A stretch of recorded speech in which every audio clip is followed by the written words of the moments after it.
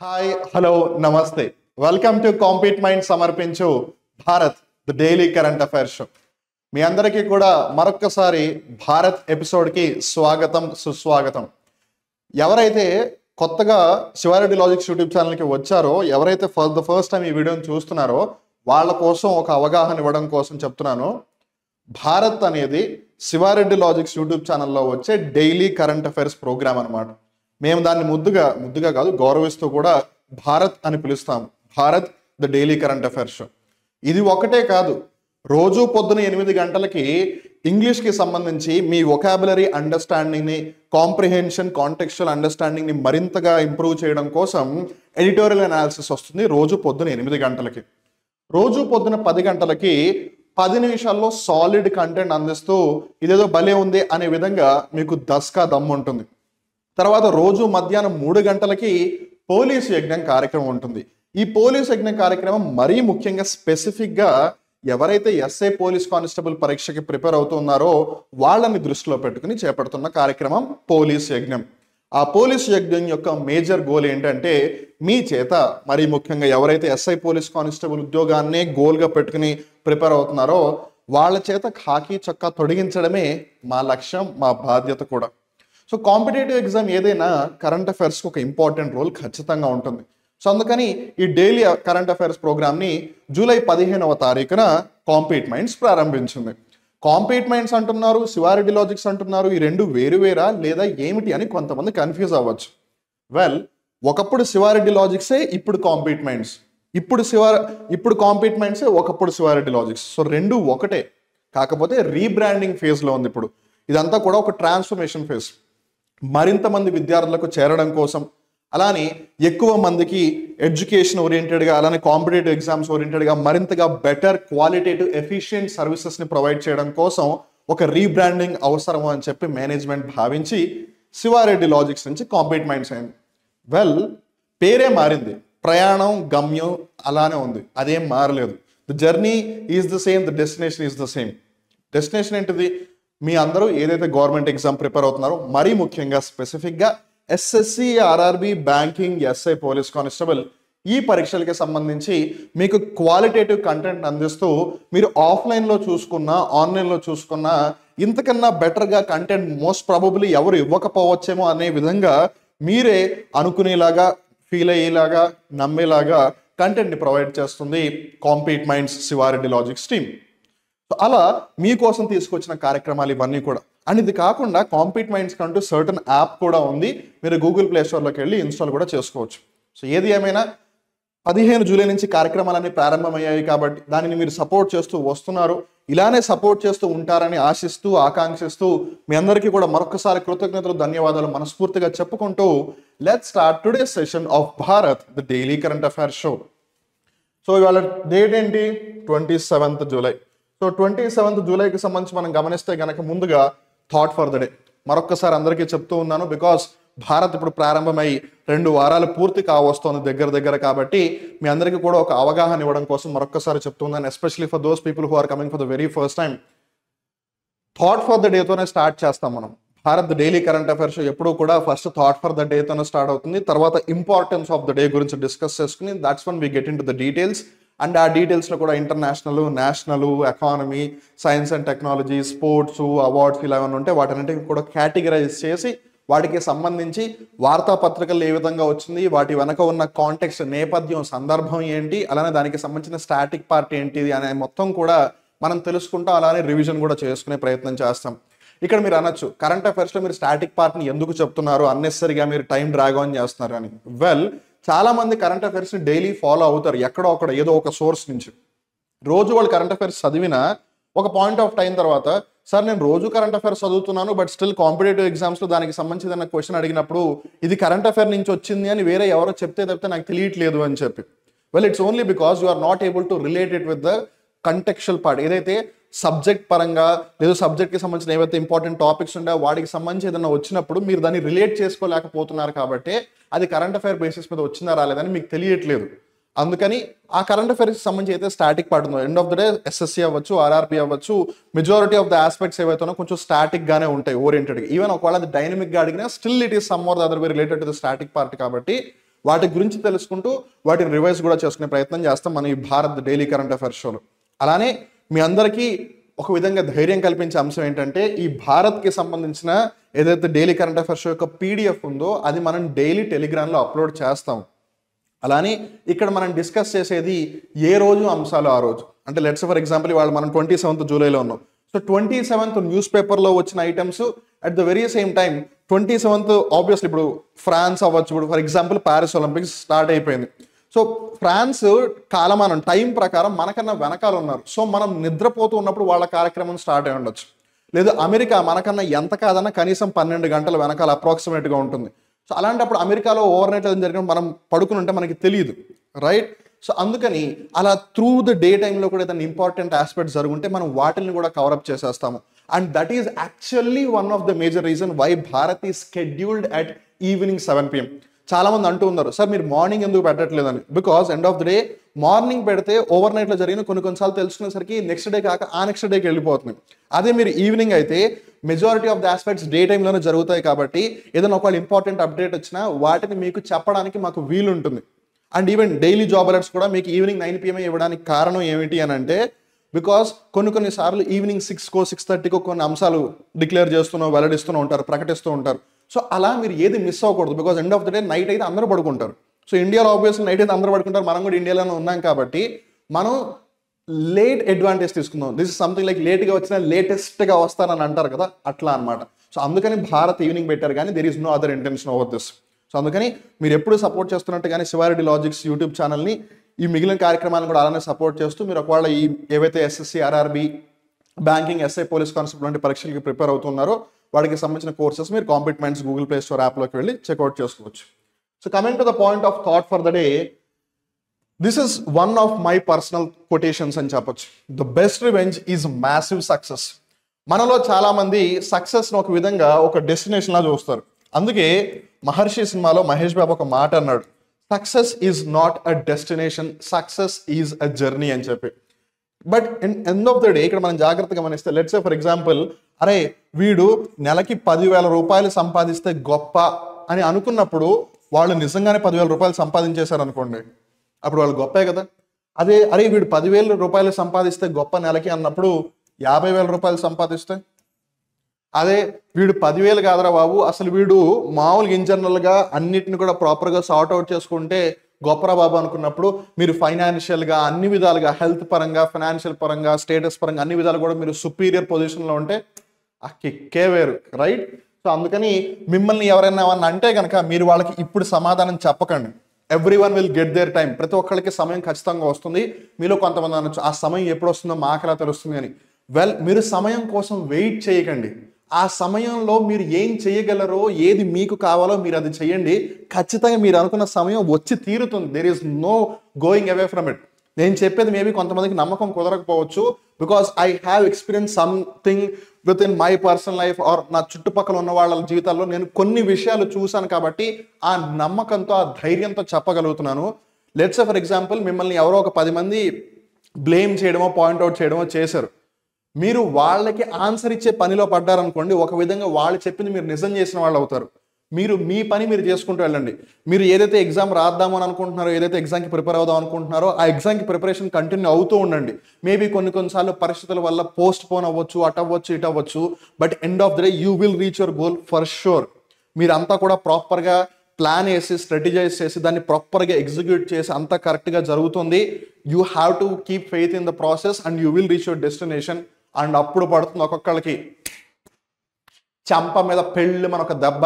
అందుకని మీరు ఎవరైనా ఏమన్నా అంటే మీరు తిరిగి వాళ్ళకి రెస్పాండ్ అవ్వాల్సిన అవసరం లేదు. The best response that you can give is your massive success. అందుకే కదా revenge is best served cold అని అంటారు. పగలు ప్రతీకారాలు ఎప్పుడైనా తిరిగి ఇవ్వాలి అని అంటే కోల్డ్గానే ఇవ్వాలి. So it should never be a physical beating or violence. Rather మీరు సక్సెస్ అయ్యి చూపించండి, అదే వాళ్ళకి రివెంజ్లా ఉంటుంది.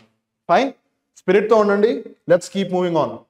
సో ఇవాళ జూలై 27, ఇవాళ ఇంపార్టెన్స్ ఆఫ్ ద డే ఏంటి అని గమనిస్తే ఏపీజే అబ్దుల్ కలాం గారి యొక్క వర్ధంతి ఇవాళ. మనందరి యొక్క ఫేవరెట్, ఆఫ్ కోర్స్ ఆయన ప్రెసిడెంట్ కూడా అయ్యారు, రాష్ట్రపతి. అలానే he is also called as missile man of India. He is also called as missile man of India. క్షిపణి మనిషి అని కూడా పిలుస్తూ ఉంటారు, భారతదేశపు క్షిపణి మనిషి అని. బట్ ఇంగ్లీష్లో అయితే బెటర్గా సూట్ అవుతుంది, మిజైల్ మ్యాన్ ఆఫ్ ఇండియా అని. సో మన భారతదేశానికి రాష్ట్రపతిగా కూడా ఉన్నారు. ఇన్ఫ్యాక్ట్ ఇప్పటి వరకు చాలామంది రాష్ట్రపతులు అయ్యారు, కానీ వాళ్ళందరిలో కూడా ప్రెసిడెంట్ అనగానే గుర్తుకు వచ్చే కొన్ని పేర్లలో ఖచ్చితంగా without a doubt APJ Abdul Kalam గారు ఎప్పుడు కూడా ముందు వరుసలోనే ఉంటారు. ఇన్ఫ్యాక్ట్ గట్టిగా మాట్లాడితే ఫస్ట్ ప్లేస్లోనే ఉంటారు. పిల్లల దగ్గర నుంచి ముసలి వాళ్ళ దాకా, చదువు రాని వాళ్ళ దగ్గర నుంచి విద్యావేత్తల దాకా, వ్యాపారం గురించి నేర్చుకుంటున్న వాళ్ళ దగ్గర నుంచి పెద్ద పెద్ద వ్యాపారవేత్తల దాకా అందరికీ కూడా ఒక మనిషి ఉంటే ఇలా ఉండాలి అన్నట్టుగా బ్రతికిన వ్యక్తి without a doubt APJ Abdul Kalam గారు. సో ఆయన వర్ధంతి వాళ్ళ. సో ఆబ్వియస్లీ ఆయన ఎక్కడున్నా సరే ఆయన ఆత్మకి శాంతి చేకూరాలని, అలానే ఆయన ఏవైతే సిద్ధాంతాలు పాటించారో, ఆయన దేశానికి ఏ విధంగా అయితే సేవ చేశారో, అందులో అట్లీస్ట్ 1% అయినా మనం మన జీవితం మొత్తంలో చేసే ప్రయత్నం చేద్దాం. అట్లీస్ట్ 1%. ఆయన ఎడ్యుకేషన్ కోసం పోరాడారు. ఎడ్యుకేషన్తో పాటు ఇండియాని వరల్డ్ మ్యాప్లో పెట్టాలని అనుకున్నారు. ఇండియా ఆల్రెడీ వరల్డ్ మ్యాప్లో ఉంది కదా అని కొంతమంది స్మార్ట్గా అనొచ్చు. వరల్డ్ మ్యాప్లో ఉండడం వేరు, వరల్డ్ మ్యాప్లో పెట్టడం వేరు. అంటే 10 మంది డిస్కషన్ చేసుకుంటున్నప్పుడు 10 మందిలో ఒకడికి ఇలా నుంచి అవతలాడు ఏం చెప్తున్నాడు అని వినడం కన్నా ఇలా బల్లగుద్ది చెప్పి boss this is the funda, this is the thing అని చెప్పడంలో కిక్కు వేరు ఉంటుంది, రైట్? సో అట్లా అబ్దుల్ కలాం గారు భారతదేశాన్ని ప్రపంచ పటంలో పెడదాము, నిలుపుదాము అని అనుకున్నారు. సో మనం అలాంటి వాళ్ళని ఇన్స్పిరేషన్గా తీసుకుని we need to keep moving forward. And maybe కొంతమంది దీన్ని వేరే విధంగా తీసుకోవచ్చు, but I'm not directing towards that. But still మతం పరంగా చూసుకున్నా ఇన్ జనరల్గా కొన్నిసార్లు ఏమవుతుందంటే ఎవరు కావాలని చేయరు, కానీ ఇన్ జనరల్గా అంటున్నాను నేను, మతానికి సంబంధించిన కాంటెక్స్ట్ వచ్చినప్పుడు కొన్నిసార్లు ఒపీనియన్స్ మారిపోతూ ఉంటాయి. ఈ మతంలో ఉండుంటే నేను ఇంకొంచెం ఎక్కువ నమ్మేవాడిని, ఆ మతస్థులు కదా ఏమోలే అని ఇలా కొంచెం డౌట్స్ వస్తాయి. ఇన్ జనరల్గా చెప్తున్నాను నేను.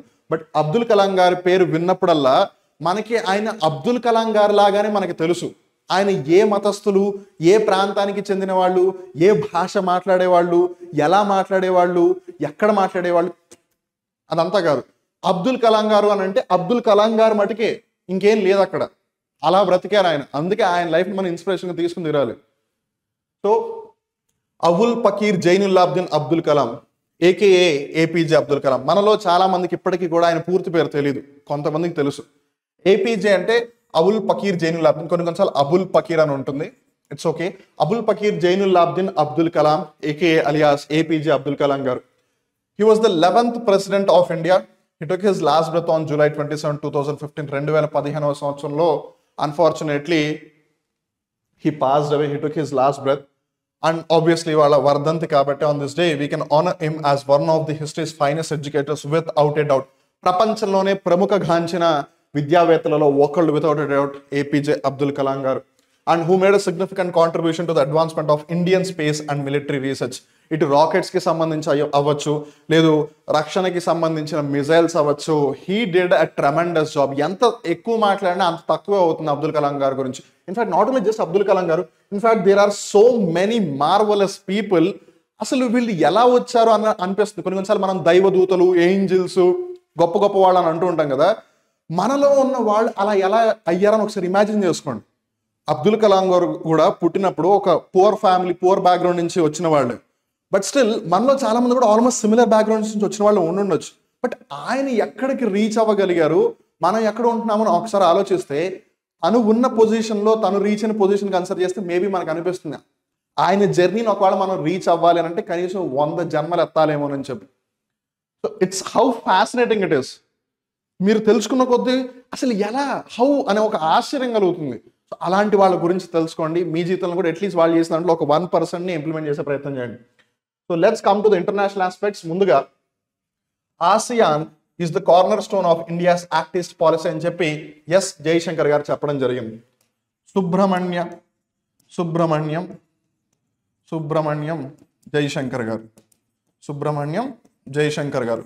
ఇన్ షార్ట్ ఎస్ జయశంకర్ గారు. ఈయన ఎవరు? External affairs minister, ministry of external affairs. External affairs అంటే విదేశాంగ మంత్రిత్వ శాఖ. అఫైర్స్ అంటే మీకు వేరే అర్థం వస్తుంది నాకు తెలుసు, బట్ ఇక్కడ అఫైర్స్ ఏంటిది? External affairs. భారతదేశానికి సంబంధించి ఏవైతే విదేశాంగ అంశాలు ఉంటాయో, వేరే దేశాలకి సంబంధించిన దౌత్య సంబంధాలు ఏవైతే ఉంటాయో, అంతర్జాతీయ సమూహాలు, కూటములు, సంస్థలు, వాటి మధ్య కోఆర్డినేషన్, సమన్వయపరిచే కార్యక్రమాలు ఏవైతే ఉంటాయో వాటన్నిటికి సంబంధించిన మినిస్టర్ ఎస్ జయశంకర్ గారు. సో ఇటీవల వియత్నాంలో జరిగిందనమాట. వియత్నాము అలానే లావోస్ వీటన్నిటికి సంబంధించి ఒక మీటింగ్ జరిగింది. అందులో జయశంకర్ గారు పార్టిసిపేట్ చేశారు. ఆయన ఏమన్నారు, ఇండియాకి ఆసియాన్ అనేది ఒక కార్నర్ స్టోన్, ఒక పునాది రాయి వంటిది, ఒక మూల స్తంభం, ఒక ధ్వజస్తంభం లాంటిది అని చెప్పి. సో ఇక్కడ మనం జాగ్రత్తగా గమనిస్తే ఇది ఇంటర్నేషనల్ రిలేషన్స్, అంతర్జాతీయ సంబంధాలు అనే ఆస్పెక్ట్లోకి వస్తుంది. సో ఇక్కడ మనం ఈ ఆసియాన్ ఏదైతే ఉందో ఇది ఆగ్నేయ ఆసియా ప్రాంతానికి సంబంధించింది. ఏం ప్రాంతానికి సంబంధించింది? ఆగ్నేయ ఆసియా ప్రాంతానికి సంబంధించింది. అంటే ఏంటి? South East Asia. South East Asia అంటే ఏంటి? ఇండోనేషియా, మలేషియా, సింగపూర్ ఈ దేశాలు ఏవైతే ఉన్నాయో ఆ ప్రాంతానికి సంబంధించింది అనమాట. సో అట్లా ఒకప్పుడేమో లుక్ ఈస్ట్ పాలసీ అని ఉండేది, తర్వాత యాక్ట్ ఈస్ట్ పాలసీ వచ్చింది. సో లుక్ ఈస్ట్ పాలసీ ఎప్పుడు లాంచ్ చేశారు అంటే 1992. అప్పుడు ప్రధానమంత్రిగా ఎవరున్నారు? పివి నరసింహారావు గారు. తర్వాత ఇప్పుడు ఏదైతే యాక్ట్ ఈస్ట్ పాలసీ ఉందో అది ఎప్పుడు అనౌన్స్ చేశారు? 2014 సంవత్సరంలో. సో అప్పుడు ప్రధానమంత్రిగా ఎవరున్నారు? నరేంద్ర మోదీ గారు. స్పెసిఫిక్గా చెప్పాలంటే దీని గురించి నవంబర్ 2014లో అనౌన్స్ చేయడం జరిగింది. అలానే ఇక్కడ మనం జాగ్రత్తగా గమనిస్తే మనం ఇప్పుడు ఉన్నది 2024 సంవత్సరం. సో ఎగ్జాక్ట్లీ 10 years పూర్తి కావస్తుంది. ఈ నవంబర్కి 10 years పూర్తి చేసుకుంటుంది India's act east policy. So ఆ విధంగా this will gain too much of prominence. అలానే పివి నరసింహారావు గారు లుక్ ఈస్ట్ పాలసీని తీసుకొచ్చారు. ఆయనకి భారతరత్న కూడా వచ్చింది. సో ఇప్పుడు ఆబ్వియస్గా ఆయన తీసుకొచ్చిన కార్యక్రమాలలో ఒకటి ఎల్పిజి అయితే ఇంకోటి ఈ look east policy.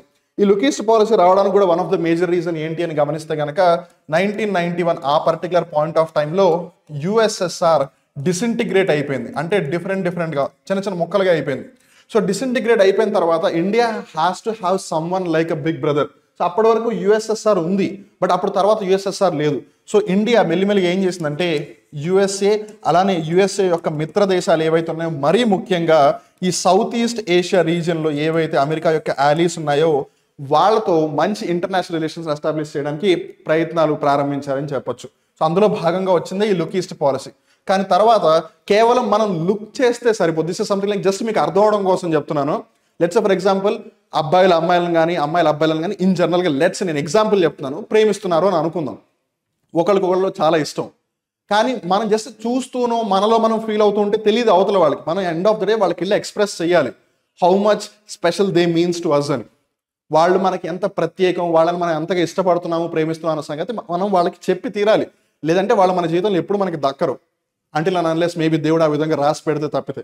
So in the very same way ఇప్పుడు యుఎస్ఏ అలానే యుఎస్ఏ యొక్క మిత్ర దేశాలతో ఇండియా ఒక మంచి రిలేషన్ ఎస్టాబ్లిష్ చేయాలంటే కేవలం వాళ్ళ వైపు మనం చూస్తే సరిపోదు, అటువైపుగా అడుగులు కూడా వేయాలి. సో అప్పటి వరకు లుక్ ఈస్ట్గా ఉన్నది కాస్త ఇప్పుడు యాక్ట్ ఈస్ట్ అయిపోయింది.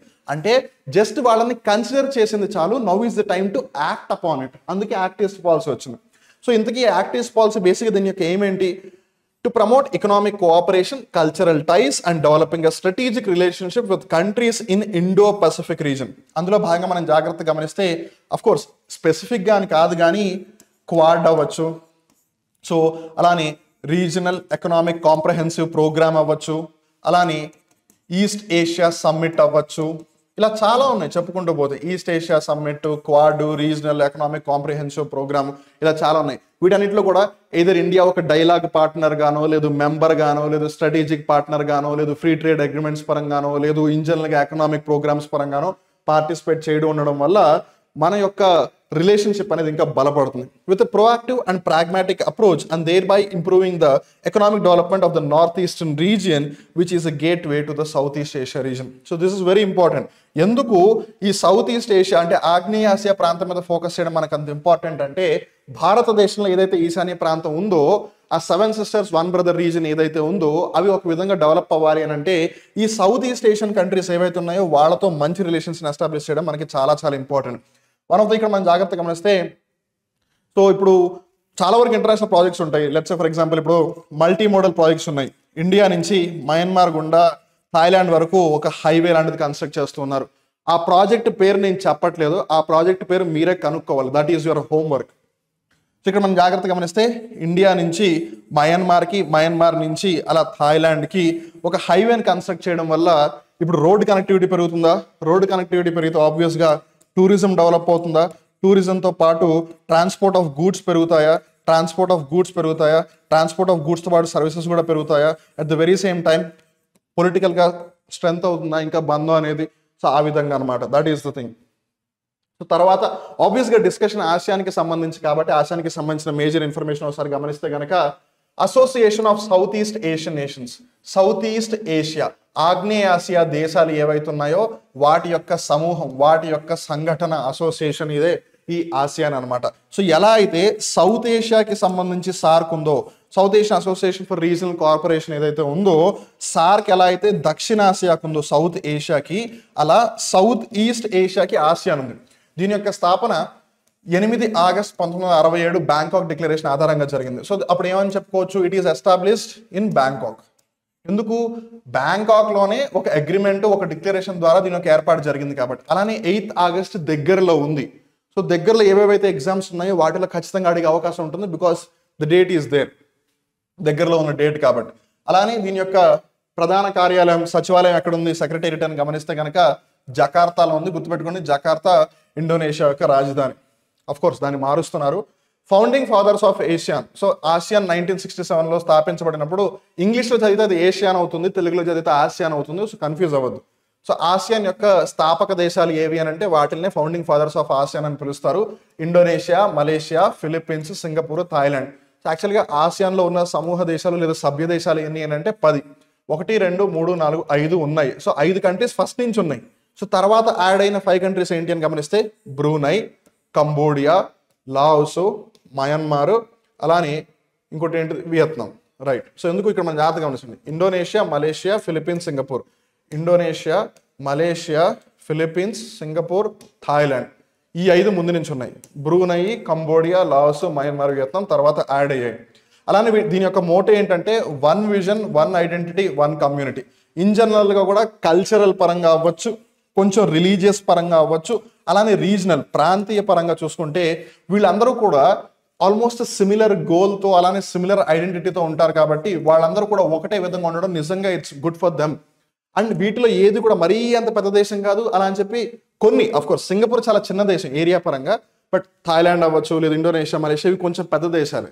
సో మరీ చిన్న దేశాలు కాదు, మరీ పెద్ద దేశాలు కాదు, బట్ స్టిల్ ఆ రీజన్కి సంబంధించి వాళ్ళందరూ గ్రూప్గా ఉండడం చాలా చాలా ఇంపార్టెంట్. అలానే ఇండియాకి కూడా కన్సిడరింగ్ చైనాని కంట్రోల్ చేయాలి అని అంటే ఏదో ఒక విధంగా వీళ్ళతో మంచి రిలేషన్స్ని ఎస్టాబ్లిష్ చేసుకోవడం ఇండియాకి చాలా చాలా important. And that is the thing. తర్వాత జాతీయ అంశాలను గమనిస్తే కనుక వెరీ హిస్టారిక్ థింగ్ అని చెప్పాలి. ఒక చారిత్రాత్మకమైన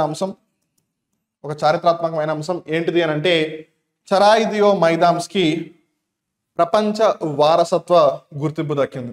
royal burial mounds of the Ahom dynasty from Assam make it to UNESCO world heritage list. So ఆ విధంగా it became the 43rd heritage site of India. So ఇక్కడ మనం జాగ్రత్తగా గమనిస్తే ప్రస్తుతం వరల్డ్ హెరిటేజ్ కన్వెన్షన్ ఇండియాలో జరుగుతుంది కదా. మనం ఆల్మోస్ట్ ఒక వారం 10 రోజుల నుంచి దాని గురించి చెప్తూనే ఉన్నాం. 21 జూలై నుంచి 31 జూలై వరకు జరుగుతుందని అనుకుంటూనే ఉన్నామా. సో దాని మీటింగ్ జరుగుతుంది, 46వసారి ఇండియా ఫస్ట్ టైం ఆర్గనైజ్ చేస్తుంది అని.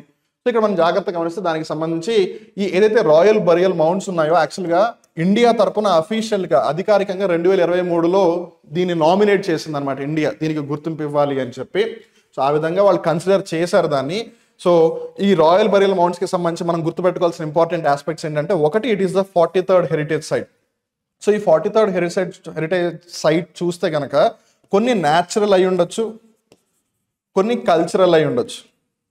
సో లెట్స్ ఫర్ ఎగ్జాంపుల్ ఇప్పుడు ఈ రాయల్ బరియల్ మౌంట్స్ ఏదైతే చరాయ్ దియో మైదామ్స్ అని ఉందో ఇది కల్చరల్ కేటగిరీలో ఈ గుర్తింపు దక్కించుకుంది. అలానే ఈ నార్త్ ఈస్ట్ ప్రాంతానికి మనం గమనిస్తే కనుక already Kaziranga national park, Kaziranga జాతీయ పార్కు, అలానే మానస్ నేషనల్ పార్క్, మానస్ జాతీయ పార్క్, ఈ రెండింటికి కూడా ఈ విధంగా గుర్తింపు దక్కింది. కానీ న్యాచురల్ కేటగిరీ, ఎన్వైరన్మెంట్ కేటగిరీలోకి వచ్చింది కానీ అది కల్చరల్ కేటగిరీ కాదు. సో ఆ విధంగా చూసుకుంటే ఈశాన్య రాష్ట్రాల్లో మొత్తం కూడా కల్చరల్ కేటగిరీలో వరల్డ్ హెరిటేజ్ సైట్కి గుర్తింపు దక్కించుకున్న ఫస్ట్ది ఇది రాయల్ బరియల్ మౌంట్స్ చరాయ్ దియో మైదాన్స్. ఇక్కడ మనం జాగ్రత్తగా గమనిస్తే ఎలా అయితే ఈజిప్ట్లో పిరమిడ్లు ఉన్నాయో almost on the similar lines అని చెప్పొచ్చు. ఈజిప్ట్లో పిరమిడ్లు లాగా అస్సాంలో అహోమ్ వంశస్థుల యొక్క ఈ రాయల్ బరియల్ మౌంట్స్ అన్నమాట. So north eastern part of ఇండియాకి సంబంధించి ఫస్ట్ కల్చరల్ హెరిటేజ్ సైట్. అలానే నార్త్ ఈస్టర్న్ పార్ట్ ఆఫ్ ఇండియాకి సంబంధించిన థర్డ్ హెరిటేజ్ సైట్. మిగిలిన రెండేంటి, ఒకటి కాజీరంగా నేషనల్ పార్క్, ఇంకోటి మానస్ నేషనల్ పార్క్, ఇప్పుడు థర్డ్ది చెరాయి దియో మైదామ్స్. కానీ ఈ రెండు న్యాచురల్ కేటగిరీ కాబట్టి కల్చరల్ పరంగా అది ఫస్ట్ది అయిపోతుంది, అందుకని కన్ఫ్యూజ్ అవ్వద్దు. అండ్ ఎనీవేస్ లిస్ట్ పరంగా చూసుకుంటే 43. సో 42nd ఏంటిది, హొయసలాస్కి సంబంధించింది. 41 ఏంటిది, శాంతినికేతన్. సో అట్లా రీసెంట్గా ఉన్న కూడా జాగ్రత్తగా గుర్తుపెట్టుకునే ప్రయత్నం చేయండి. అలానే ఆబ్వియస్గా ఈ డిసిజన్ తీసుకుంది వరల్డ్ హెరిటేజ్ కన్వెన్షన్ కాబట్టి మరొకసారి రివైజ్ చేసుకుంటే జరిగింది ఎప్పుడు 21 జూలై నుంచి 31 జూలై, అంటే ఇంకా జరుగుతుంది ఇంకో 3-4 రోజులు. తర్వాత ఎక్కడ జరుగుతుంది, భారత్ మండపం. ఎన్నోసారి జరుగుతుంది, 46వసారి ఇండియా మొట్టమొదటిసారిగా హోస్ట్ చేసుకుంటుంది. నేను మీకు స్టార్టింగ్లోనే చెప్పాను, ప్రతి కరెంట్ అఫైర్స్కి సంబంధించి దాని వెనక ఉన్న కాంటెక్స్ట్ అవ్వచ్చు, అది ఎందుకు వచ్చింది, దాని వెనక ఉన్న నేపథ్యం సందర్భం ఏంటో తెలుసుకుని దానికి సంబంధించిన స్టాటిక్ ఇన్ఫర్మేషన్ కూడా తెలుసుకునే ప్రయత్నం చేస్తాము. సో దట్ ఎగ్జామ్ ఏదైనా సరే మీరు కరెంట్ అఫైర్స్ని దాంతో ఈజీగా రిలేట్ చేసుకోగలుగుతారు. At the very same time మీరు లాస్ట్ మినిట్లో కరెంట్ అఫైర్స్ రివిజన్ చేసుకునేటప్పుడు దానికి సంబంధించిన స్టాటిక్ పార్ట్ కూడా మీకు రివిజన్ అయిపోతుంది. అలానే ఈ పీడిఎఫ్ ఎలాగో మీకు శివారెడ్డి లాజిక్స్ యొక్క టెలిగ్రామ్ ఛానల్లో పోస్ట్ చేస్తాం కాబట్టి మీకు రివిజన్ మరింతగా ఈజీగా అవుతుంది. సో అలానే జాగ్రత్తగా గమనిస్తే ఈ వరల్డ్ హెరిటేజ్ కన్వెన్షన్ అనేది యునెస్కో స్థాపించినప్పటి నుంచి లేదు. ఈవెన్ దో ఇది యునెస్కోకి సంబంధించిందే అయినా యునెస్కో 1945లో ఎస్టాబ్లిష్ అయింది. 16th నవంబర్ 1945 ఎస్టాబ్లిష్ అయింది యునెస్కో. కానీ దానికి సంబంధించిన ఈ వరల్డ్ హెరిటేజ్ కన్వెన్షన్ ఏమో 16th నవంబర్ 1972లో ఎస్టాబ్లిష్ అయింది. సో ఇయర్ డిఫరెన్స్ ఉంది, డేట్ సేమే 16th నవంబర్, కానీ ఇయర్స్ వేరు. UNESCO 1945, world heritage convention 1972. అలానే ఈ వరల్డ్ హెరిటేజ్ కన్వెన్షన్లో ఉన్న సభ్య దేశాలు అన్ని 21 సభ్య దేశాలు, అందులో ఇండియా కూడా ఉంది. అలానే ప్రతి సభ్య దేశం యొక్క పదవి వ్యవధి కాలం ఎంత ఉంటుంది అని అంటే 6 years, 6 సంవత్సరాలు. అని గుర్తుపెట్టుకోండి, ఇండియా ఫస్ట్ టైం హోస్ట్ చేస్తుంది వరల్డ్ హెరిటేజ్ కన్వెన్షన్. సో ఎన్నోసారి ఎక్కడ జరుగుతోంది అది కూడా చాలా చాలా ఇంపార్టెంట్. అండ్ ఆబ్వియస్గా ఇప్పుడు మనకి ఆ మాన్యుమెంట్ కూడా ఉంది కాబట్టి అలానే ఈ పాయింట్స్ని కూడా గుర్తుపెట్టుకోండి మర్చిపోకుండా.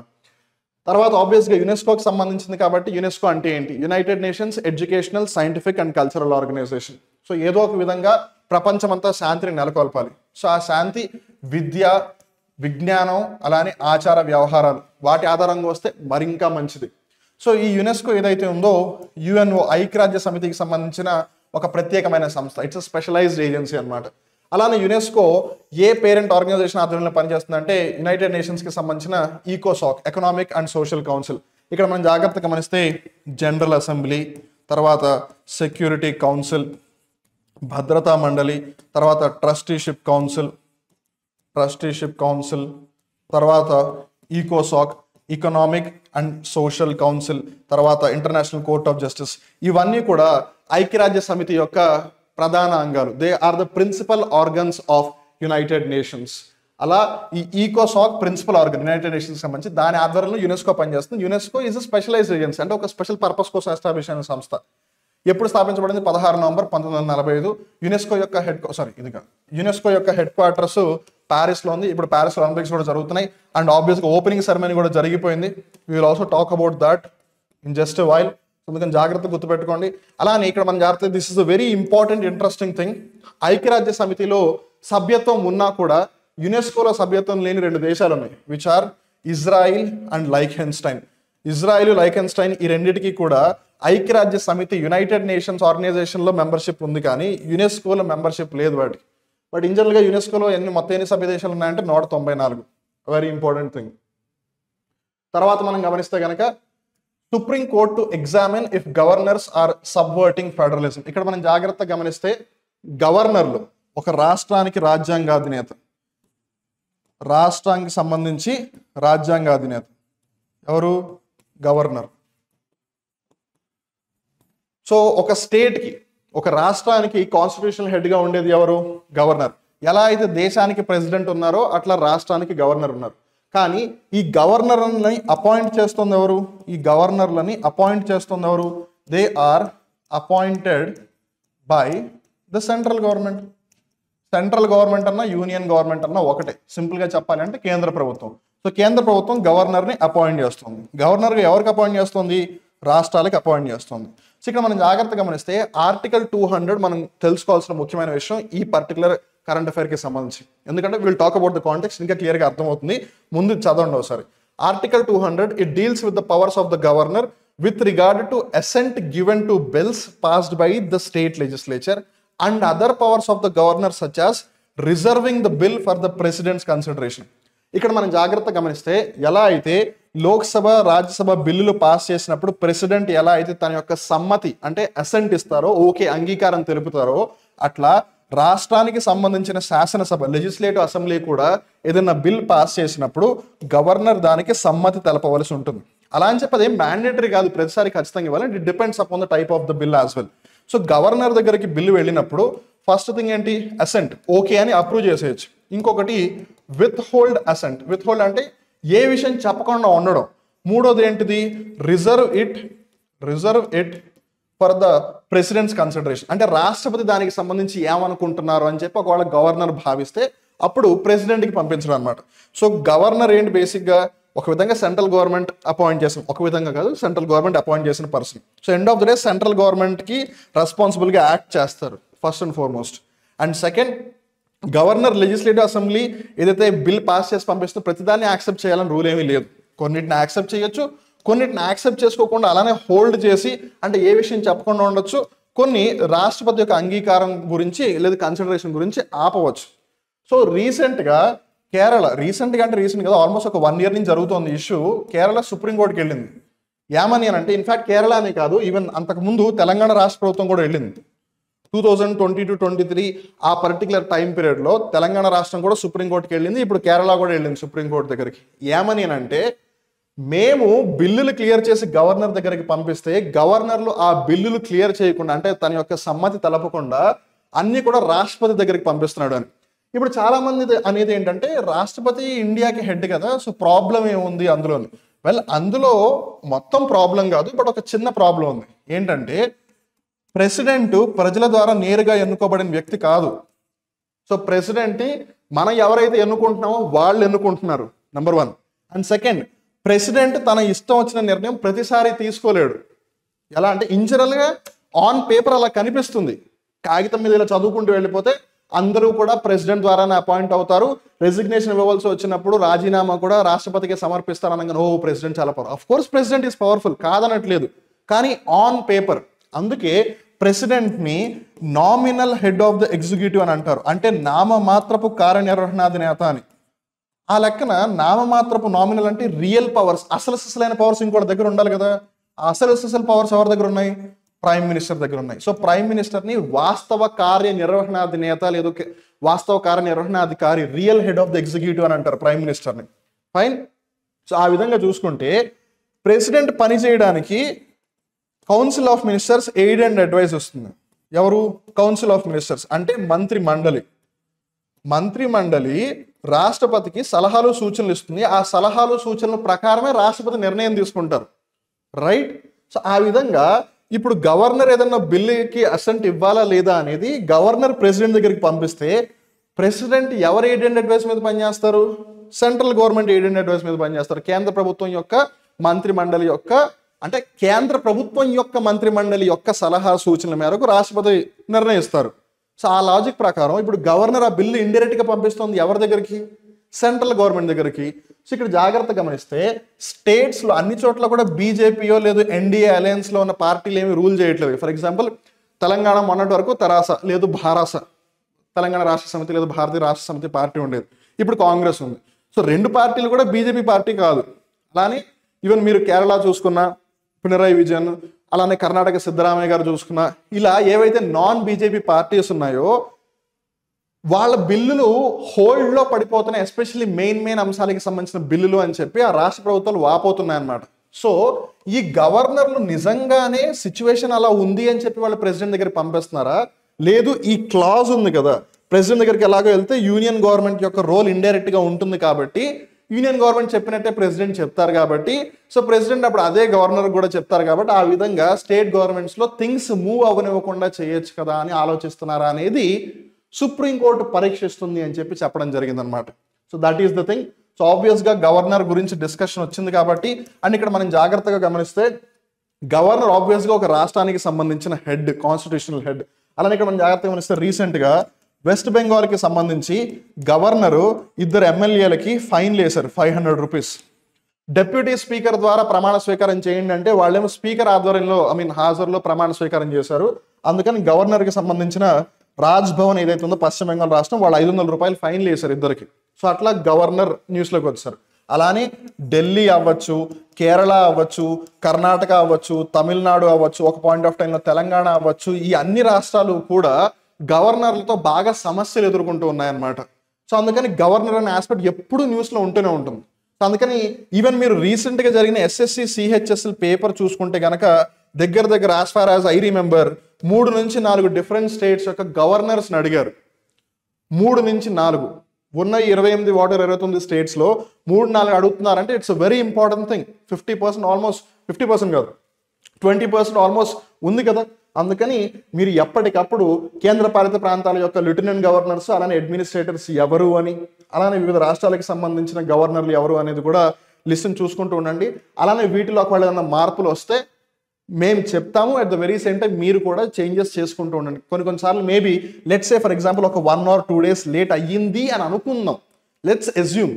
సో మీన్వైల్ మీకు తెలిసిపోయింది, అంతేగాని సో అండ్ సో వివేక్ సరిగ్గా చెప్పలేదు కాబట్టి నేను నోట్ చేసుకున్నాను అలా అని కాదు. కొన్నిసార్లు maybe you might be knowing it first. Let's say నాకు సాయంత్రం 7ంటికి తెలిసింది, మీకు సాయంత్రం 4ంటికి తెలిసింది అనుకుందాం, మీకు ముందే తెలిసిపోయింది. You confirm it and you updated by yourself, అంతే కదా. End of the day you have to be proactive అనమాట. సో అందుకని ఏది ఏమైనా ఈ PDF ఎలాగో టెలిగ్రామ్ ఛానల్లో పోస్ట్ చేస్తాం కాబట్టి, and more over almost last 10 days దగ్గర ఈ గవర్నర్ లిస్ట్ ఏదైతే ఉందో 2 to 3 times చూసాము. సో అందుకని ఇక్కడ మేజర్ పర్పస్ ఏంటంటే ఎండ్ ఆఫ్ ద డే ఇలా కాంటెక్స్ట్లోకి ఏ అంశం వచ్చినా సరే మీరు దానికి సంబంధించిన స్టాటిక్ పార్ట్ కూడా రివైజ్ చేసుకుంటూ ఉండాలి అని మీకు చెప్పడం, మీకు ఆ విధంగా అలవాటు చేయడం కోసం ఈ విధంగా చేస్తుంది అనమాట. తర్వాత డిఫెన్స్కి సంబంధించి ఒక మేజర్ ఆస్పెక్ట్ ఏంటంటే getting navy frigate upright may take up to 3 months అని చెప్పి ఒక అధికారి చెప్పడం జరిగింది. సో ఇక్కడ మనం జాగ్రత్తగా గమనిస్తే ఫ్రిగేట్ అంటే ఏంటో మనం కొద్దిసేపట్లో తెలుసుకుందాం. ఈ ఫ్రిగేట్కి సంబంధించి INS బ్రహ్మపుత్ర ఏదైతే ఉందో, INS బ్రహ్మపుత్ర ఇక్కడ మీరు జాగ్రత్త టేబుల్ చూస్తే తెలుస్తుంది. INS బ్రహ్మపుత్ర అలానే అంతకుముందు బేత్వా. సో బేత్వానేమో 2016లో, అలానే బ్రహ్మపుత్ర అనేమో రీసెంట్గా. ఏమైందంటే ఏదో ఒక ప్రాబ్లం వల్ల ఉన్నట్టుండి ఆ ఫ్రిగేట్ ఇలా ఉండాల్సింది ఇలా లీన్ అయిపోతుంది అన్నమాట ఒకవైపుకి. సో అదే INS బ్రహ్మపుత్ర కేసులో జరిగింది. సో అందుకని అది ఎందుకు జరిగింది, ఇప్పుడు ఏమేమి రిపేర్ చేయాలి అవంతా తెలుసుకుని మళ్ళీ దాన్ని రిపేర్స్ చేసి అంతా మళ్ళీ INS బ్రహ్మపుత్రని ఇట్లా స్ట్రైట్గా అప్రైట్గా నుంచోబెట్టాలి అని అంటే కనీసం 3 నెలల వరకు టైం పడుతుంది అని చెప్పి ఒక ఆఫీసర్ చెప్పడం జరిగింది. సో ఇప్పుడు ఫస్ట్ అండ్ ఫార్మోస్ట్ ఫ్రిగేట్ అంటే ఏంటి? It is any of several types of worship. First అది ఒక యుద్ధ నౌక, కానీ ఎయిర్ క్రాఫ్ట్ క్యారీ అంటే పెద్దది కాదు, విమాన వాహక నౌక అంత పెద్దదైతే కాదు అది. And it is having been use for ships of various sizes and roles over the last few centuries. దాన్ని డిఫరెంట్ పర్పసెస్కి యూస్ చేస్తూ ఉన్నారు. ఇన్ జనరల్గా ఫ్రిగేట్స్ని కార్వెట్స్ అలానే డెస్ట్రాయర్స్కి మధ్య ఇంటర్మీడియట్గా కన్సిడర్ చేస్తారు. ఇన్ఫాక్ట్ మనం దీని గురించి కూడా ఆల్రెడీ ఒకసారి డిస్కస్ చేసాం. సో దీన్ని బట్టి మీకు ఏం అర్థం అవుతుంది, కరెంట్ అఫైర్గా ఏదన్నా అంశం రావడానికి డిఫరెంట్ వేస్ ఉండొచ్చు, బట్ దానికి సంబంధించిన స్టాటిక్ పార్ట్ మారట్లేదు కదా. That is something that you have to consider. So ఈ ఫ్రిగేట్కి సంబంధించి మనం ఆల్రెడీ ఒక కరెంట్ అఫైర్లో డిస్కస్ చేస్తున్నాం కొన్ని రోజుల క్రితం. గవర్నర్ లిస్ట్ కూడా మనం ఆల్రెడీ చూస్తున్నాం. సో నేను మీకు ఏం ప్రూవ్ చేయడానికి ట్రై చేస్తున్నాను అంటే కరెంట్ అఫైర్స్ ఆబ్వియస్గా మారుతూ ఉంటాయి. లెట్సే ఫర్ ఎగ్జాంపుల్ నేను జస్ట్ మీకు ఒక ఎగ్జాంపుల్ చెప్తున్నాను. లెట్సే ఇప్పుడు ప్రైమ్ మినిస్టర్ మోదీ గారు ఉన్నారు, మీరు ఈజీగా అర్థం చేసుకుంటారు. యాక్చువల్లీ నేను వేరే చెప్దాం అనుకున్నాను బట్ లాస్ట్ మినిట్లో మార్చుకున్నాను. సో ప్రైమ్ మినిస్టర్ గురించి మనం అనుకుందాం. సో ఇప్పుడు ప్రైమ్ మినిస్టర్ గారు ఏదన్నా ఒక స్టేట్ చీఫ్ మినిస్టర్తో మంచి రిలేషన్షిప్స్ ఎస్టాబ్లిష్ చేశారు అనుకుందాం, వాళ్ళని వాళ్ళ యొక్క అలయన్స్లోకి తీసుకున్నారు అని అనుకుందాం. అప్పుడు అలయన్స్లోకి తీసుకున్న దాన్ని ఏంటిది, ఒక పొలిటికల్ పార్టీ, రైట్? అలయన్స్లోకి తీసుకున్నప్పుడు కోయలిషన్ అని అంటే సంకీర్ణ ప్రభుత్వం అనే ఆస్పెక్ట్ వస్తుందా? సో పొలిటికల్ పార్టీస్, ఆ పార్టీస్ని ఎవరు స్థాపించారు, ఏ సంవత్సరంలో స్థాపించారు, ఏ రాష్ట్రంలో ఆ పొలిటికల్ పార్టీ ఎక్కువగా ఉంది, వాళ్ళు ఎక్కడెక్కడ గవర్నమెంట్స్ ఫామ్ చేశారనే ఆస్పెక్ట్ వస్తుందా? కోయలిషన్ అని అన్నప్పుడు ఇన్ జనరల్గా కోయలిషన్ గవర్నమెంట్స్ ఉన్నప్పుడు ప్రైమ్ మినిస్టర్స్ ఎవరున్నారు, ఆ టైంలో ప్రెసిడెంట్స్ ఎవరున్నారు అడిగే అవకాశాలు వస్తాయా?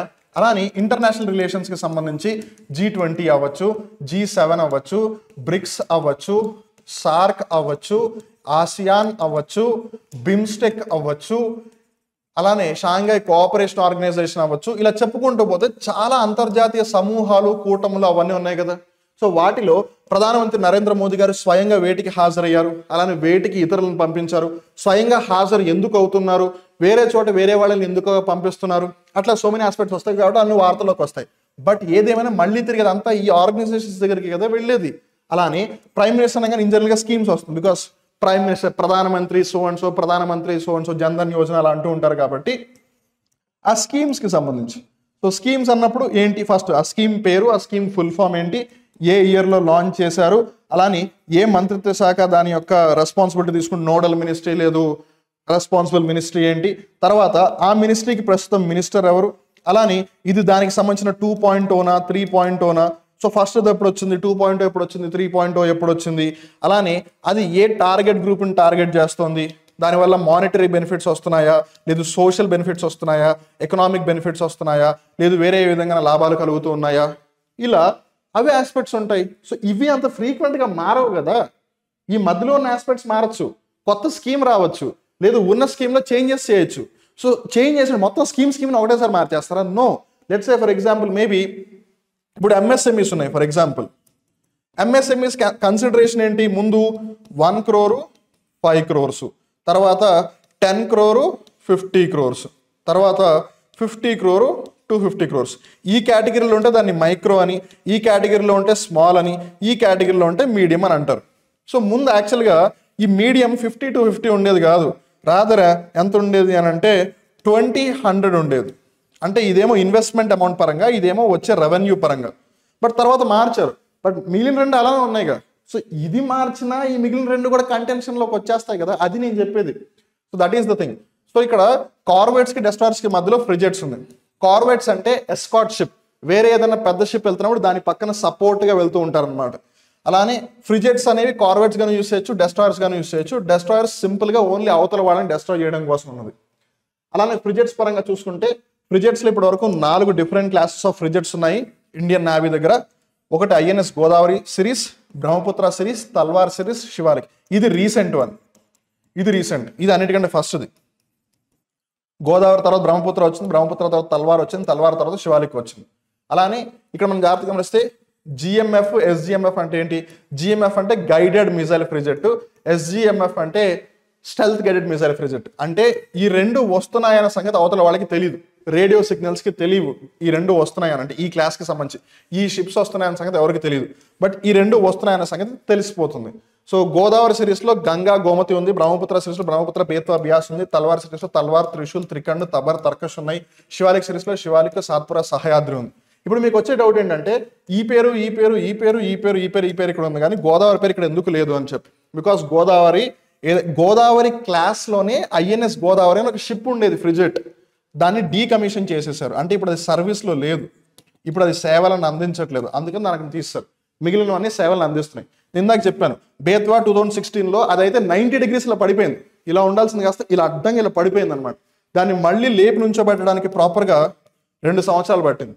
ఇప్పుడు బ్రహ్మపుత్ర కంప్లీట్గా పడలేదు కానీ కొంచెం ఇలా వంకర అయిపోయింది, దాన్ని మళ్ళీ నుంచోబెట్టడానికి 3 నెలలు అంటున్నారు, బట్ తెలియదు ఏమన్నా అవ్వచ్చు. అలానే ఈ ఫ్రిజెట్స్ ఎక్కడి నుంచి డెవలప్ చేశారు అనేది థింగ్ అనమాట.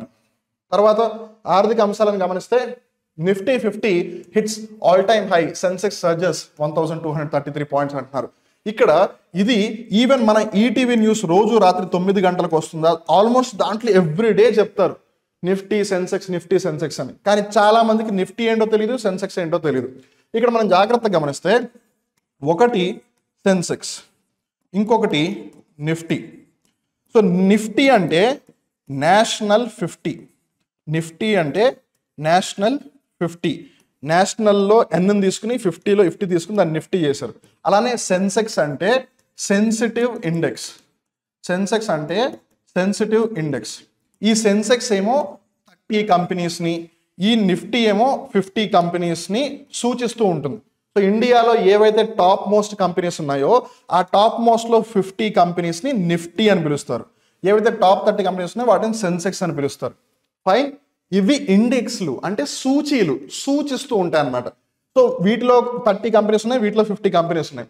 సో వాటి యొక్క మొత్తం కన్సిడర్ టోటల్ ఏదైతే కన్సాలిడేటెడ్ థింగ్ ఉంటుందో వాటి యొక్క పర్ఫార్మెన్స్ ఏ విధంగా ఉంది అని చెప్పేదే ఇది. సో ఒకప్పుడు ఓన్లీ సెన్సెక్స్ ఉండేది, తర్వాత నిఫ్టీ వచ్చింది.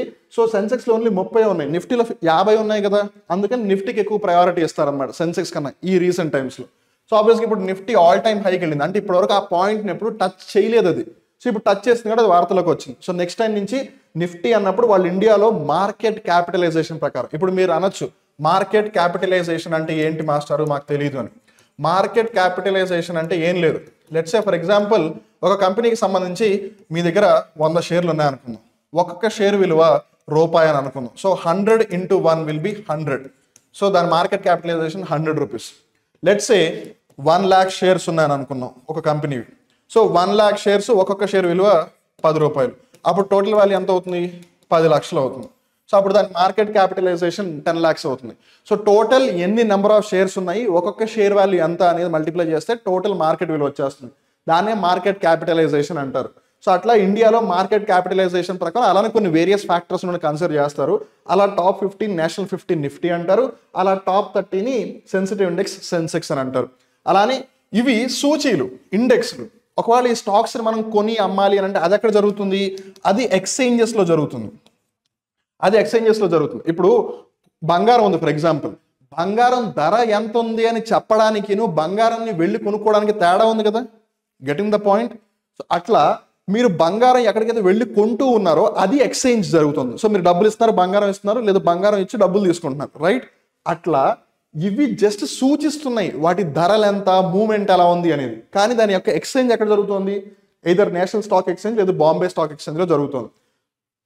నేషనల్ స్టాక్ ఎక్స్చేంజ్ని ఇన్ షార్ట్ NSE అని పిలుస్తారు. బాంబే స్టాక్ ఎక్స్చేంజ్ని ఇన్ షార్ట్ BSE అని పిలుస్తారు. సో ఏది ఏమైనా NSE యొక్క స్థాపన 1992లో జరిగింది. బాంబే స్టాక్ ఎక్స్చేంజ్ యొక్క స్థాపన 1986లో జరిగింది. అలానే ఇక్కడ మనం జాగ్రత్తగా గుర్తుపెట్టుకోవాల్సిన ఇంకో ముఖ్యమైన విషయం ఏంటంటే సెబీ గురించి కూడా మనం రీసెంట్గా డిస్కస్ చేస్తున్నాము. సో దానికి సంబంధించి PDF ఆల్రెడీ టెలిగ్రామ్ ఛానల్లో ఉంది. సో బట్ అగైన్ ఇక్కడ కంటెక్స్ట్ కొంచెం మరీ డిఫరెంట్గా అయిపోతున్న ఉద్దేశంతోనే సెబీ గురించి చెప్పట్లేదు. బట్ సెబీ యొక్క ప్రస్తుత చైర్పర్సన్ ఎవరు? మదభి పురి బుచ్ గారు. She is the current chairperson of SEBI, securities exchange board of India. దీని యొక్క హెడ్ క్వార్టర్స్ ముంబైలో ఉంది. అండ్ అలానే she is not only just the current chairman, she is also the first female chairperson of SEBI. So మీరు దానికి సంబంధించిన ఒక వివరాలు తెలుసుకోవాలనుకుంటే you can go to the Telegram channel and get the PDF of it. తర్వాత క్రీడలకు సంబంధించిన అంశాలు గమనిస్తే Paris Olympics kicks off with a stunning never seen before ceremony. This is very very important. ఎందుకంటే ఒకటి ఆబ్వియస్గా ఇట్స్ ఒలింపిక్స్ ఒక క్వాడ్రెనియల్ event అంటే ఏంటి? 4 సంవత్సరాలకి ఒకసారి జరిగేది. Even cricket world cup 50 over world cup ఉంది కదా, అది కూడా క్వాడ్రెనియల్ ఈవెంటే. సో అలా FIFA వరల్డ్ కప్ ఉంది, federation of international football associations, అది కూడా 4 సంవత్సరాలకు ఒకసారి జరుగుతుంది. అట్లా ఈ ఒలింపిక్స్ కూడా 4 సంవత్సరాలకు ఒకసారి జరుగుతాయి కాబట్టి క్వాడ్రెనియల్. సో సంవత్సరానికి ఒకసారి జరిగితే యాన్యువల్, 2 సంవత్సరాలకు ఒకసారి జరిగితే బైఎనియల్, 3 సంవత్సరాలకు ఒకసారి జరిగితే ట్రైఎనియల్, 4 సంవత్సరాలకు ఒకసారి జరిగితే క్వాడ్రెనియల్, 5 సంవత్సరాలకు ఒకసారి జరిగితే పెంటెనియల్. ఇంకా తర్వాత మనం వెళ్లాల్సిన అవసరం లేదు. బికాస్ ఇన్ జనరల్గా మోస్ట్ ఆఫ్ ద థింగ్ ఎదురు జరిగితే ప్రతి సంవత్సరం ఒకసారి జరుగుతాయి, లేదు 2 సంవత్సరాలకు ఒకసారి జరుగుతాయి, లేదు 4 సంవత్సరాలకు ఒకసారి జరుగుతాయి. Fine. So it's a quadrennial thing Olympics. So ఇక్కడ మనం జాగ్రత్తగా గమనిస్తే ఒలింపిక్స్ ఎప్పటి నుంచో జరుగుతోంది. బట్ ఇప్పటి వరకు ఒలింపిక్స్కి సంబంధించి ప్రతిసారి కూడా ఒక మెయిన్ స్టేడియం అంటూ ఉంటుంది. సో ఎప్పుడైనా ఒలింపిక్స్ యొక్క ప్రారంభ వేడుకలు ఏవైతే ఉంటాయో, ఓపెనింగ్ సెరమనీ ఏదైతే ఉంటుందో అది ఆ స్టేడియంలోనే కండక్ట్ చేస్తారు.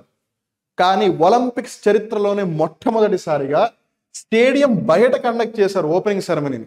అది కూడా ఒక రివర్ మీద కండక్ట్ చేశారు. ఆ రివర్ వచ్చేసి సీన్ రివర్ ఏదైతే ఉందో ప్యారిస్లో, ఆ నది మీద నిర్వహించారనమాట. సో ప్రతి కంట్రీని కూడా ఒక బోట్ మీద ఎక్కించారు. సో అట్లా ఒక 6.5 కిలోమీటర్స్ అనుకుంటా అప్రాక్సిమేట్గా వాళ్ళందరినీ అలా బోట్ల ద్వారా తరలించి చివరికి వాళ్ళందరినీ స్టేడియం దగ్గర తీసుకెళ్ళి అక్కడ మిగిలిన కార్యక్రమాలు చేశారు. బట్ ఇట్లా ఈ మార్చ్ ఏదైతే ఉందో ఫ్లాగ్ బేరర్స్ వీళ్ళందరూ కూడా బోట్స్లోనే ఉన్నారు. అట్లా ఒక నది మీద నిర్వహించడం, అండ్ దట్టు ఆ నది ఆ నగరం ప్యారిస్ నగరం గుండా వెళ్ళడం, ఆ విధంగా ఒలింపిక్ సెరమనీని కండక్ట్ చేయడం. Opening ceremony is the very first time. So చరిత్రలో మొట్టమొదటిసారి కాబట్టి ఖచ్చితంగా అడిగే అవకాశం ఉంటుంది. అలానే ఇండియాకి సంబంధించి ఫ్లాగ్ బేరర్స్ చాలా చాలా ఇంపార్టెంట్ కాబట్టి ఒకళ్ళు శరత్ కమల్ ఆచంట గారు టేబుల్ టెన్నిస్కి సంబంధించి, ఇంకొకళ్ళు పివి సింధు గారు బ్యాడ్మింటన్కి సంబంధించి. శరత్ కమల్ ఆచంట అండ్ పివి సింధు గారు వీళ్ళిద్దరూ కూడా ఇండియాకి ఫ్లాగ్ బేరర్స్. అలానే రీసెంట్గా మనం యూఎస్కి సంబంధించిన ఫ్లాగ్ బేరర్స్ చూసాము. ఐ థింక్ నిన్న మొన్న కరెంట్ అఫైర్లో డిస్కస్ చేస్తున్నాం మనం. కోకో గాఫ్ అలానే లెబ్రాన్ జేమ్స్ ఏమో male basketball player, Coco Gauff ఏమో ఫీమేల్ టెన్నిస్ ప్లేయర్. వాళ్ళిద్దరు యూఎస్కి ఫ్లాగ్ బేరర్స్ అనమాట. అట్లా so maybe match the following లాగా అడిగే అవకాశం ఉంటుంది, గుర్తుపెట్టుకోండి. సో ఇప్పుడు నది మీద నిర్వహించారు కాబట్టి సో ఏ నదులు ఏ దేశాల్లో ఉన్న మేజర్ సిటీస్ ఏ నదుల యొక్క ఆనకట్ట నాట్ ఆనకట్ట దాని అంటారు ఒడ్డు మీద ఉన్నాయి, which cities are located on the banks of the river అని చెప్పో, లేదు which rivers are flowing through the city అనో అడిగే అవకాశం ఉంటుంది. సో ప్రపంచంలో ఉన్న మేజర్ సిటీస్ అలానే మేజర్ కంట్రీస్ యొక్క క్యాపిటల్స్, సో అవి ఏ రివర్స్ యొక్క బ్యాంక్స్ మీద ఉన్నాయి, లేదు ఏ రివర్స్ వాటి గుండా ప్రవహిస్తున్నాయి అనేది ఆల్రెడీ మనం డిస్కస్ చేస్తున్నాము. అందుకే నేను పెద్దగా డీటెయిల్స్లోకి వెళ్ళట్లేదు. So you can go to the PDF and get the details over there. అలానే మీరు ఎస్ఎస్సి, ఆర్ఆర్బి, బ్యాంకింగ్, ఎస్ఐపిసి వంటి పోటీ పరీక్షలకు ప్రిపేర్ అవుతూ ఉంటే కనుక you have one and only one solution which is compete minds. మీరు ఆఫ్లైన్లో కంపేర్ చేసుకున్న, ఆన్లైన్లో కంపేర్ చేసుకున్న కాంపీట్ మైండ్స్ యాప్లో లభ్యమయ్యే క్వాలిటేటివ్ కంటెంట్ మీకు ఎక్కడ దొరక్కపోవచ్చు మోస్ట్ ప్రాబుల్ అని మేమైతే కాన్ఫిడెంట్గా చెప్పగలము. ఒకవేళ మీకు నమ్మకం కుదరకపోయినట్టయితే గూగుల్ ప్లే స్టోర్లోకి వెళ్ళి కాంపీట్ మైండ్స్ యాప్ను ఒకసారి ఇన్స్టాల్ చేసుకుని మీరే చెక్అవుట్ చేయొచ్చు. అలానే మీరు మమ్మల్ని డిఫరెంట్ సోషల్ మీడియా ప్లాట్ఫామ్స్లో కూడా కనెక్ట్ అవ్వచ్చు. Telegram, Instagram, Facebook, WhatsApp, YouTube. So అట్లా టెలిగ్రామ్లో రోజువారీ భారత్ డైలీ కరెంట్ అఫైర్స్ యొక్క పీడిఎఫ్, అలానే ఏదన్నా గవర్నమెంట్ జాబ్కి సంబంధించిన నోటిఫికేషన్ వచ్చినప్పుడు వాటి యొక్క డీటెయిల్ నోటిఫికేషన్స్ కానీ నోటీసెస్ కానీ అక్కడ పెట్టడం జరుగుతుంది. అలానే ఇన్స్టాగ్రామ్లో రీల్స్ రూపంలో మీకు షార్ట్ వీడియోస్ రూపంలో క్వాలిటేటివ్ కంటెంట్ని అందించడం జరుగుతుంది. అలానే యూట్యూబ్లో నేను మీకు బిగినింగ్లో చెప్పినట్టుగా రోజు పొద్దున 8 గంటలకి ఇంగ్లీష్ ఎడిటోరియల్ అనాలిసిస్, 10 గంటలకి దస్కాదము, మధ్యాహ్నం 3 గంటలకి పోలీస్ యజ్ఞము, సాయంత్రం 7 గంటలకి Bharat daily current affairs show, 9 గంటలకి రాత్రి డైలీ జాబ్ అలర్ట్స్ ఇవన్నీ కూడా ఇస్తుంది.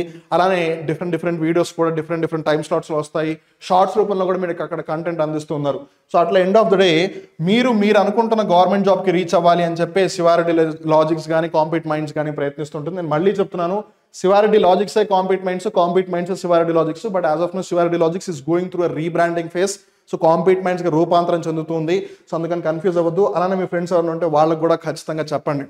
సో రోజువారీ current affairs, Bharat daily current అఫైర్స్లో భాగంగా మీరు ఎప్పటికప్పుడు అప్డేట్ అవుతున్నారు అనుకుంటున్నాను. This is bringing a good change in your preparation అనుకుంటున్నాం. దీనికి సంబంధించి మీరు ఏదైనా ఫీడ్బ్యాక్ ఇవ్వాలనుకుంటే కింద కామెంట్ సెక్షన్లో హ్యాపీగా ఇవ్వండి. వీడియో నచ్చినట్టయితే లైక్ చేయండి. అలానే ఇంకో 10 మందికి షేర్ చేస్తే వాళ్ళకు కూడా హెల్ప్ అవుతుంది అనిపిస్తే ఎస్ అబ్సల్యూట్లీ మర్చిపోకుండా షేర్ చేయండి. అలానే మీరు శివారెడ్డి లాజిక్స్ యూట్యూబ్ ఛానల్కి ఫస్ట్ టైం వచ్చినట్టయితే మర్చిపోకుండా సబ్స్క్రైబ్ చేసుకుని పక్కన ఉన్న బెల్ బటన్ కూడా ప్రెస్ చేయండి. ఎందుకంటే ప్రతిసారి వీడియో రికార్డింగ్ ఉండదు, కొన్నిసార్లు లైవ్ క్లాసెస్ కూడా జరుగుతూ ఉంటాయి. సో దట్ మీకు ఎప్పటికప్పుడు నోటిఫికేషన్ అనేది వస్తుంది. అలానే మళ్ళీ మనం రేపటి నెక్స్ట్ ఏవైతే వీడియోస్ ఉన్నాయో వాటిలో కలుద్దాం. Whether it can be Bharat or something else. So మనం మళ్ళీ ఇంకో వీడియోలో కలుద్దాం శివారెడ్డి లాజిక్స్ యూట్యూబ్ ఛానల్లో. అప్పటి వరకు stay tune to Sivareddy logics YouTube channel. Until then this is Vivek signing of.